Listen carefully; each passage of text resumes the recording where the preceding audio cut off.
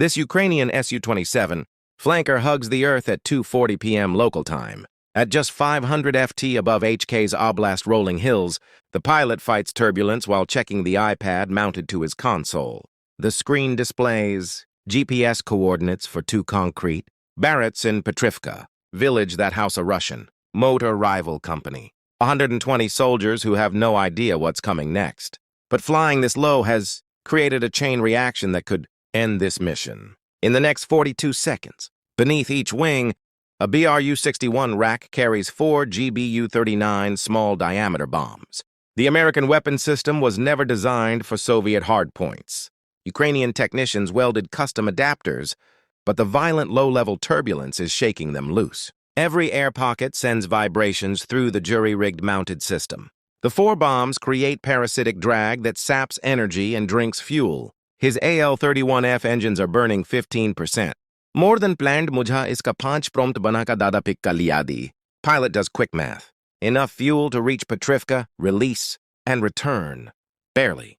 The iPad screen flickers between GPS and glown satellite constellations.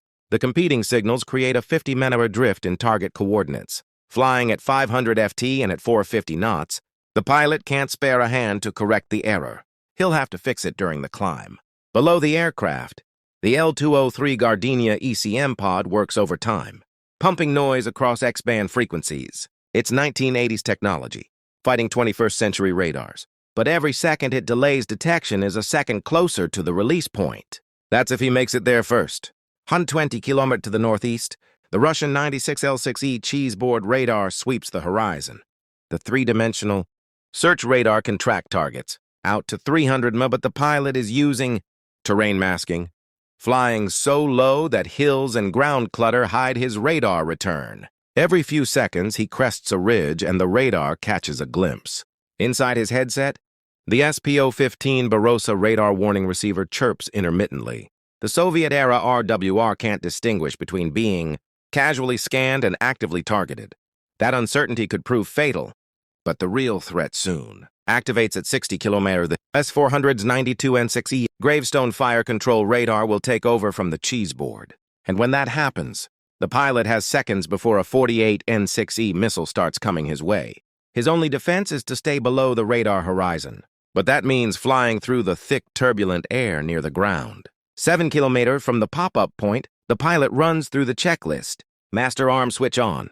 Weapon status. 3 green lights, 1 flickering amber on Station 4.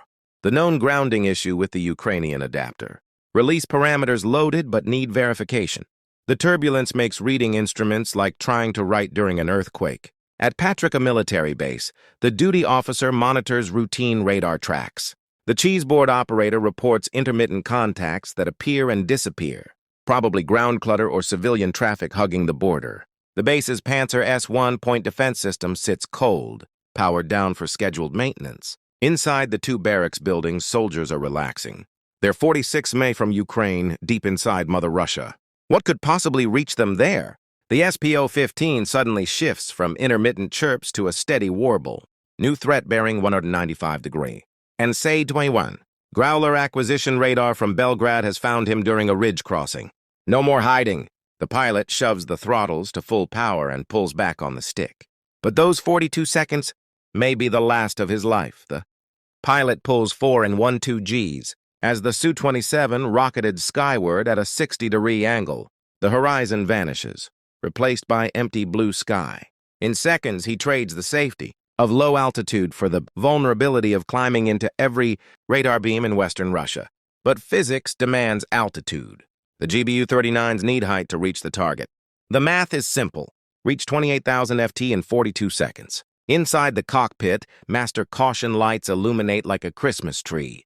The Su-27's fly-by-wire system protests the aggressive maneuver with 4 250 Libby. American bombs skewing the center of gravity. The aircraft wasn't designed for this. Neither was the pilot, who fights to keep breakfast down as G. Forces crush him into the ejection seat. His left hand works the throttles while his right hand grips the stick, feeling the aircraft buck and fight. The SPO-15 screams its highest warning yet. 20 km behind a 48N6E. Mujha is complete script ka fine prompt. Bana ka dada sahi tara surface to air. Missile rises on a pillar of flame. The weapon will climb to 35,000 FT, then dive onto its target at Mach 12.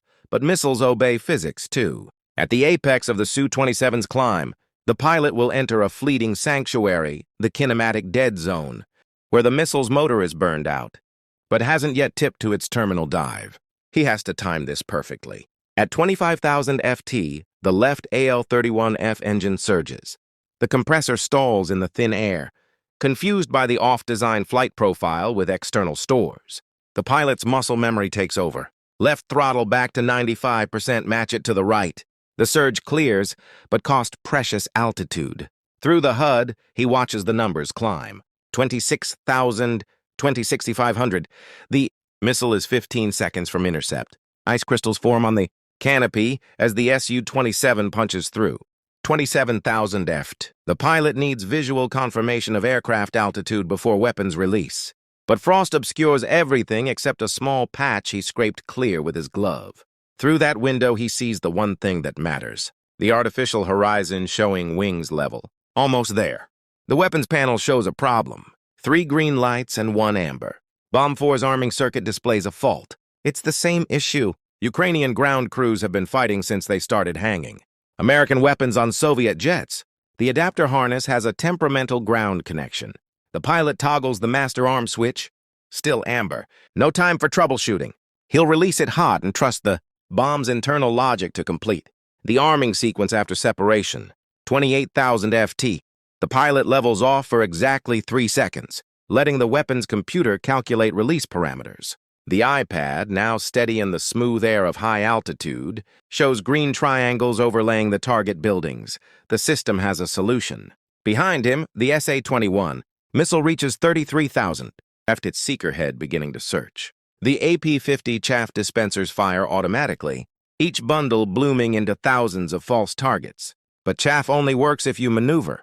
The pilot pickles the bombs in sequence. 1 and 2 depart the left pylon with a subtle thunk. Half a second later, 3 and 4 leave the right. The amber light on Bomb 4 turns green the instant it separates, the circuit completing itself through disconnection. 4 GBU-39s are now in flight. Their diamond back wings unfolding as they begin. Their long glide towards 2, buildings full of unsuspecting Russian soldiers. The instant the last bomb clears, the pilot shoves the stick forward into a brutal negative G dive. The altimeter spins like a slot machine, paying out altitude instead of coins. Behind him, the SA-21 missile reaches its apex, the seeker head looking for a target that's now plummeting toward Earth. By the time the missile tips over to pursue, the Su-27 is diving through 15,000 ft already below the weapon's engagement envelope. The missile self-destructs, raining expensive fragments across empty farmland. The pilot may have done his part, but the mission is not over yet. While the pilot dives for safety, 4 American smart bombs begin the deadliest game of physics ever played. The 4 small-diameter bombs spread into attack formation, each one carrying 36 lb of explosives across 46 mi of Russian airspace. The Diamondback wings give them a 15.1 glide ratio. They'll travel 15 meters forward for every meter of altitude lost. But first they must navigate the invisible battlefield of electronic warfare that fills the spectrum between Ukraine and their targets.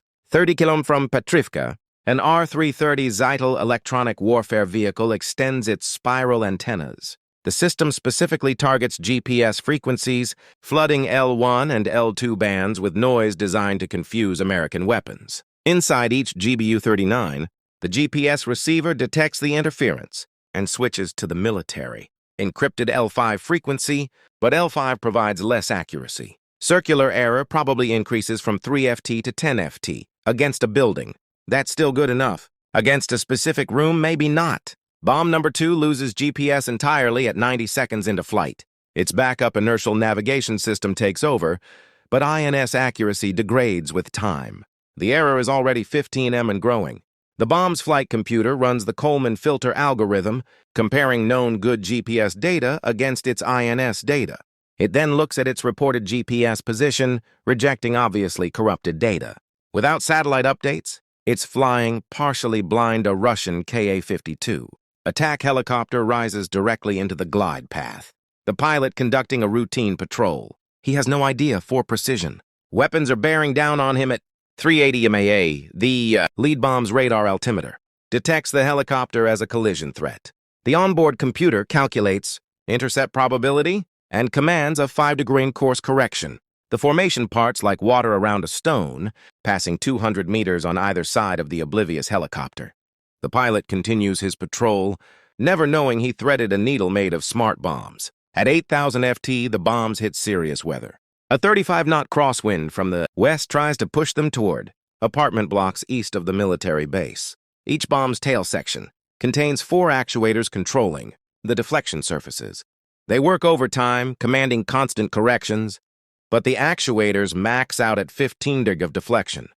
If the wind increases, they won't be able to hold course. Bomb number 3 struggles the most, its actuators vibrating at their limits. 8 kilometers from the target, a Tor M2U radar paints the incoming bombs. The operator stares at his screen. 4 small returns, high subsonic speed descending. His training says these are birds. The radar cross-section matches migrating geese, but geese don't fly in perfect formation at 400 MEP. He tags the contacts and reports them up the chain. By the time anyone processes what he's seeing, it will be too late. The electronic warfare battle intensifies. The Zytel system increases power, trying to overwhelm the bomb's GPS receivers. But the GBU-39s employ beam steering antennas that reject jamming signals. It's a digital chess match played at the speed of light. Bomb number 2 suddenly reacquires GPS lock.